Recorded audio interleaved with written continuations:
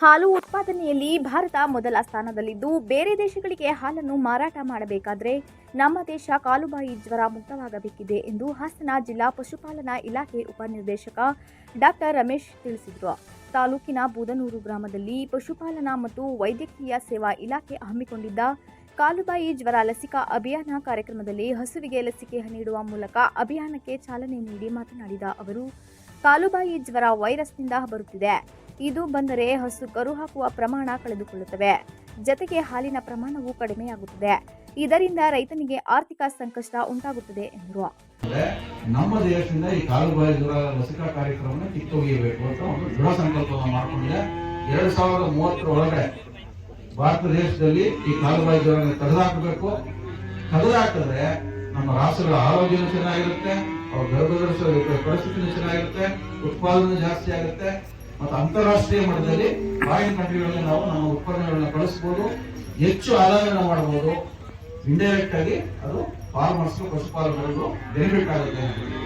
ತಾಲೂಕು ಪಶುಪಾಲನಾ ಇಲಾಖೆ ಸಹಾಯಕ ನಿರ್ದೇಶಕ ಡಾಕ್ಟರ್ ಶಿವರಾಮ್ ಮಾತನಾಡಿ, 2030 ವೇಳೆಗೆ ರಾಜ್ಯ ಸೇರಿದಂತೆ ಇಡೀ ದೇಶದಲ್ಲಿ ಕಾಲುಬಾಯಿ ಜ್ವರ ಮುಕ್ತ ಮಾಡಬೇಕೆಂದು ಲಸಿಕೆ ಅಭಿಯಾನವನ್ನು ಏಪ್ರಿಲ್ 26ರಿಂದ ಜೂನ್ 9 ತನಕ ತಾಲೂಕಿನಲ್ಲಿ ಹಮ್ಮಿಕೊಂಡಿದ್ದು, ಒಟ್ಟು 45 ದಿನಗಳ ಕಾಲ ಲಸಿಕೆ ನೀಡಲಾಗುವುದು. ಇದು 7ನೇ ಸುತ್ತಿನ ಲಸಿಕೆ ಕಾರ್ಯಕ್ರಮವಾಗಿದೆ.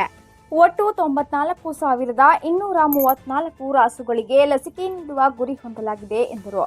ತುರ್ತು ಸಂದರ್ಭದಲ್ಲಿ 1962ಕ್ಕೆ ಕರೆ ಮಾಡಿದರೆ ವೈದ್ಯರೊಳಗೊಂಡ ನಮ್ಮ ವಾಹನ ಮನೆ ಬಾಗಿಲಿಗೆ ಬಂದು ಚಿಕಿತ್ಸೆ ನೀಡಲಿದ್ದಾರೆ. ಇದರ ಸದುಪಯೋಗ ಪಡೆದುಕೊಳ್ಳಬೇಕೆಂದು ಮನವಿ ಮಾಡಿದರು. ಗ್ರಾಮ ಪಂಚಾಯಿತಿ ಸದಸ್ಯೆ ಸುನಂದಮ್ಮ, ಡಾಕ್ಟರ್ ದಿಲೀಪ್, ಪಶುವೈದ್ಯರು, ಗ್ರಾಮದ ಮುಖಂಡರು ಭಾಗಿಯಾಗಿದ್ದರು. ಶನಿವಾರ ನಡೆದ ಮೊದಲ ದಿನದ ಲಸಿಕೆ ಅಭಿಯಾನ ಕಾರ್ಯಕ್ರಮದಲ್ಲಿ ಸುಮಾರು 500 ರಾಸುಗಳಿಗೆ ಲಸಿಕೆ ನೀಡಲಾಯಿತು. 420 ಮಿಶ್ರತಳಿ, 50 ಕರುಗಳು, 20 ನಾಟಿ ಹಸುಗಳು ಮತ್ತು 30 ಎಮ್ಮೆಗಳಿಗೆ ಕಾಲುಬಾಯಿ ರೋಗ ಲಸಿಕೆಯನ್ನು ಹಾಕಲಾಯಿತು. ಕಾಲುಬಾಯಿ ಜ್ವರದ ಲಸಿಕಾ ಕಾರ್ಯಕ್ರಮದ ಅಭಿಯಾನವನ್ನ ಇವತ್ತು ಬೂದನೂರು ಗ್ರಾಮ ಕೇರಳಪುರದಲ್ಲಿ ಹಮ್ಮಿಕೊಂಡಿದ್ದೀವಿ. ಇದರ ಉದ್ದೇಶ ಇಷ್ಟೇ, 2030 ಇಸ್ವಿಯಷ್ಟೊತ್ತಿಗೆ ಇಡೀ ದೇಶದಲ್ಲಿ ಕಾಲುಬಾಯಿ ಜ್ವರ ಮುಕ್ತವನ್ನಾಗಿ ಮಾಡಬೇಕು ಅಂತ ನಮ್ಮ ರಾಷ್ಟ್ರ ಈ ಕಾರ್ಯಕ್ರಮವನ್ನು ಹಮ್ಮಿಕೊಂಡಿದೆ. ದಯಮಾಡಿ ಎಲ್ಲರಲ್ಲೂ ರಿಕ್ವೆಸ್ಟ್, ಈ ಮೂಲಕ ನಾನು ಈ ತಾಲೂಕಿನ ಎಲ್ಲ ಜನತೆಯಲ್ಲಿ ಒಬ್ಬ ಸಹಾಯಕ ನಿರ್ದೇಶಕರಾಗಿ ಕೋರಿಕೊಳ್ಳೋದಂದ್ರೆ, ಪ್ರತಿಯೊಬ್ಬರು ನಮ್ಮ ಸಿಬ್ಬಂದಿಗಳು ಬಂದಂತ ಸಮಯದಲ್ಲಿ ನೀವು ಲಸಿಕೆಯನ್ನ ಹಾಕಿಸ್ಕೋಬೇಕು. ನೀವು ಹಾಲು ಕಡಿಮೆ ಆಗುತ್ತೆ ಅಥವಾ ಇನ್ನೊಂದು ತೊಂದರೆ ಆಗುತ್ತೆ ಗರ್ಭಧಾರಿಸಿದ ಸಮಯದಲ್ಲಿ ಅಂತ ಹೇಳಿ ನೀವು ಉದಾಸೀನ ಮಾಡದೇ ನೀವು ಲಸಿಕೆಯನ್ನ ಕಂಪಲ್ಸರಿ ಹಾಕಿಸ್ಬೇಕು. ಈ ಸಾರಿ ಕಾಲುಬಾಯಿ ಜ್ವರದ ಜೊತೆಗೆ ಚರ್ಮಗಂಟು ರೋಗದ್ದು ಕೂಡ ನಾವು ಲಸಿಕೆಯನ್ನು ಹಾಕ್ತಾ ಇದ್ದೀವಿ. ಅದರ ಜೊತೆಗೆ ಲಸಿಕೆಗೆ ಮುಂಚೆಗೆ ಜಂತುನಾಶಕ ಔಷಧಿಯನ್ನು ಕೂಡ ಈಗ ಸರ್ಕಾರ ಜನಗಳಿಗೆ ನೀಡೋದಕ್ಕೆ ಕೊಟ್ಟಿದೆ. ದಯಮಾಡಿ ಜಂತುನಾಶಕ ಔಷಧಿಯನ್ನು ಮೊದಲು ಹಾಕಿಸ್ಬೇಕು, ನಂತರ ಲಸಿಕೆಯನ್ನು ಹಾಕಿಸಬೇಕು ಅಂತ ನಾವೆಲ್ಲರೂ ಮನವಿ ಮಾಡ್ತಾ, ಈಗಾಗಲೇ ಸಾಕಷ್ಟು ವಿಚಾರಗಳನ್ನ ಈ ಸಂಬಂಧವಾಗಿ ನಮ್ಮ ಉಪನಿರ್ದೇಶಕರು ತಿಳಿಸೋದ್ರಿಂದ ನಾನು ಮತ್ತೆ ಹೇಳುವಂತ ಅವಶ್ಯಕತೆ ಇಲ್ಲ. ದಯಮಾಡಿ ಮತ್ತೊಮ್ಮೆ ಎಲ್ಲರೂ ಮನವಿ ಮಾಡ್ತಾ, ದಯಮಾಡಿ ಪ್ರತಿಯೊಬ್ಬರು ಕೂಡ ಈ ಲಸಿಕಾ ಅಭಿಯಾನವನ್ನು ಯಶಸ್ವಿಗೊಳಿಸಬೇಕು, ಲಸಿಕೆಯನ್ನು ಹಾಕಿಸ್ಕೊಳ್ಬೇಕು. ಆಮೇಲೆ ನಮ್ಮಲ್ಲಿ 1962 ಅಂತೇಳಿ ಒಂದು ಆಂಬುಲೆನ್ಸ್ ಇದೆ. ದಯಮಾಡಿ ಅದು 9ರಿಂದ 5 ಗಂಟೆ ತನಕ ವರ್ಕ್ ಮಾಡುತ್ತೆ.